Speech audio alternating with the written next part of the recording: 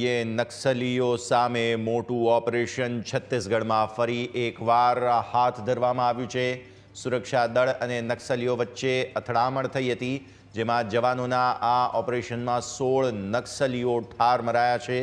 સુકમા વિસ્તારમાં સુરક્ષા દળોએ કાર્યવાહી શરૂ કરી હતી, જેમાં 2 જવાનને ઈજા પહોંચી હોવાની વિગત સામે આવી છે, પરંતુ મહત્વપૂર્ણ ઇનપુટ સામે આવી રહ્યા છે તે પ્રમાણે અત્યારે ફિલહાલ સુકમા છત્તીસગઢ કે જ્યાં નક્સલીઓ સામે બહુ જ મોટી કાર્યવાહી શરૂ કરવામાં આવી છે અને અત્યાર સુધીની વિગતો પ્રમાણે 2 જવાનોને ઈજા પહોંચી છે, પરંતુ નક્સલીઓ સામેની આ એક મોટા ઓપરેશન દરમિયાન સુરક્ષા દળ અને નક્સલીઓ વચ્ચે અથડામણ થઈ હતી।